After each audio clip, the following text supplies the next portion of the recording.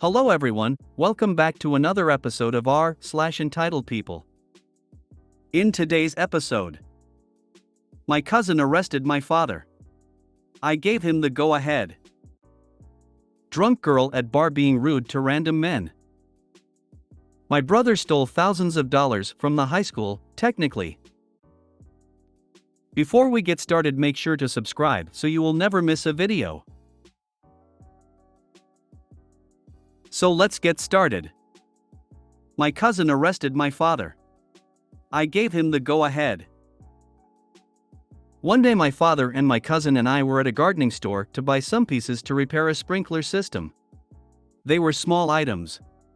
We find what we need, but one of them had the tag scratched and for sure won't scan at the checkout.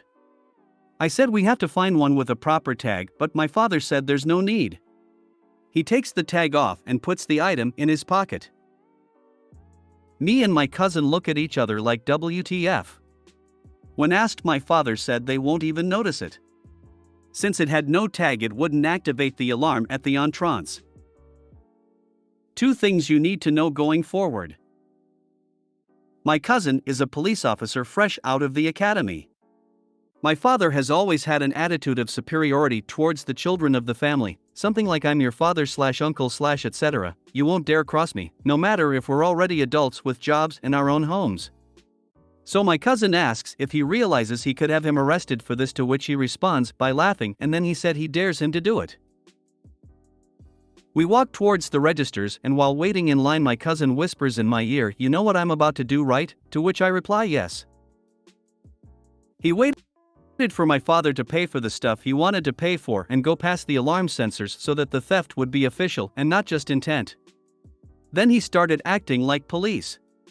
He presented himself as off-duty police, badge number, etc., loud and clear so that people would hear. Then he asked my dad to empty his pockets. A puzzled look covers my dad's face at this point. Security comes to check what's going on, and my cousin explains that him, an off-duty officer, witnessed this man putting an object in his pocket and did not pay for it. Security also asks him to empty his pockets, and there it is, the item he stole. Security detains my dad and calls 911. Police officers came and took my dad away after confirming the story with the security footage. He spent the night in jail and got hit with a fine. After that, he stopped acting like the king of the family's hill, and this would be something to laugh at for years to come. Some people taunting an off-duty officer by daring him to arrest family for committing crimes. He got what he deserved. Your cousin really had no choice. Absolutely, you can't just look the other way. He was forced to act. Finally, a post that's really about entitlement. There's been way too many lately that don't quite make the cut with me. So, you feel like you deserve better content? Maybe even feeling entitled to it? Nah, like you, I'm not a fan of the vaguely maybe qualifies but not really style of post. I know it doesn't work this way, but your cousin should have called his boss, i.e. his superior on duty, and told them he is actively witnessing this happen, so please put him on duty for 5 minutes to arrest his own uncle. That really would have deflated your dad's ego. Like I said, I know it doesn't work that way, but imagining it happen, oh, the comedy in my head right now. Drunk girl at bar being rude to random men. Now I know women have their fair share of drunk men hitting on them and doing creepy stuff.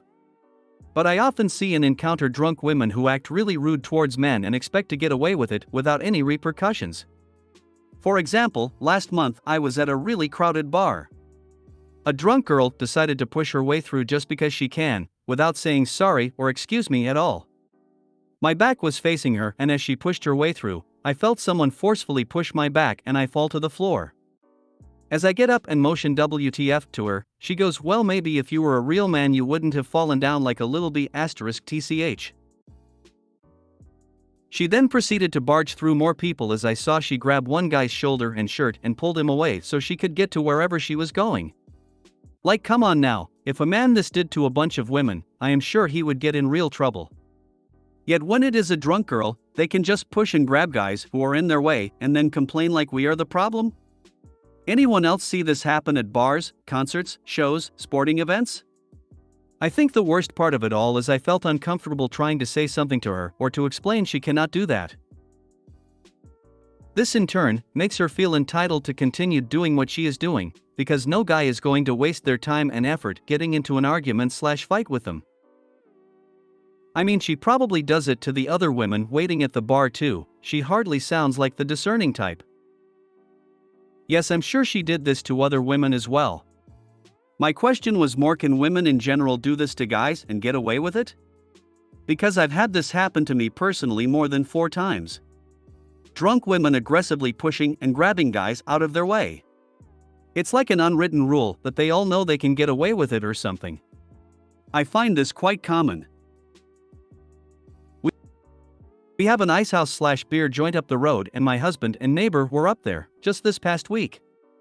This older woman, who already had had a few, walks to the bar to get another glass of wine and eyes husband and neighbor. She obnoxiously hollers, and here I thought I could be faithful this evening, basically in the sense that she's in a relationship, but just seeing them makes her want to cheat, clearly not the first time.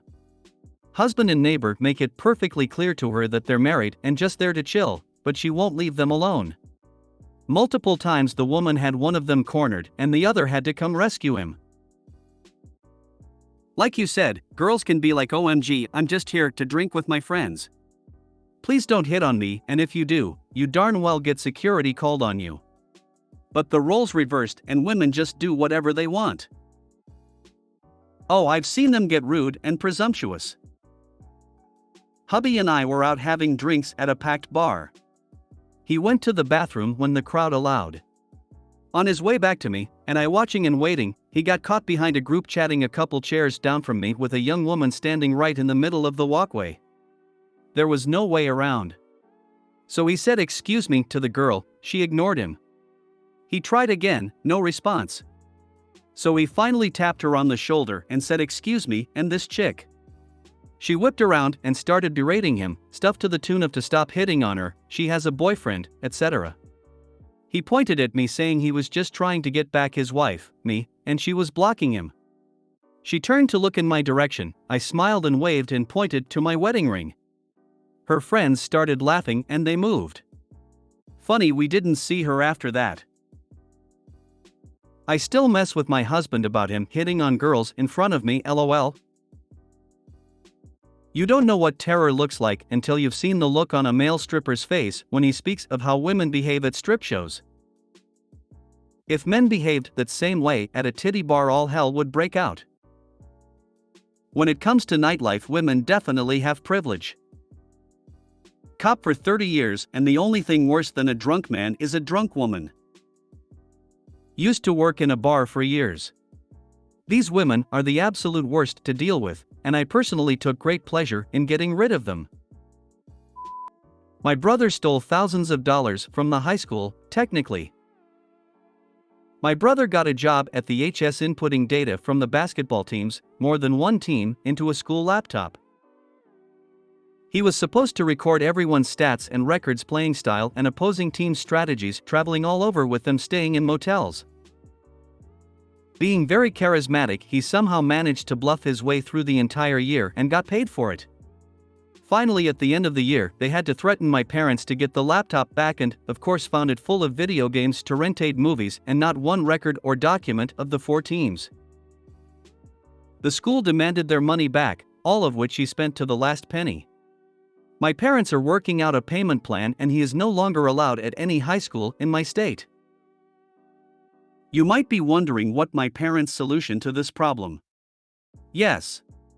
My mother will be getting an apartment in California so he can attend a prestigious PE program down there. They will also be purchasing a new car for my mother, electric car, likely a Tesla, of which he already expects to be his property and will likely be driving it the most. My mother is 77. Bending over backwards for her 16-year-old son.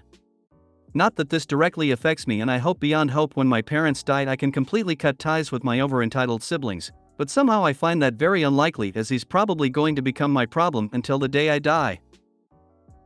Your mother is 77 and has a 16-year-old son? That means she gave birth when she was 61.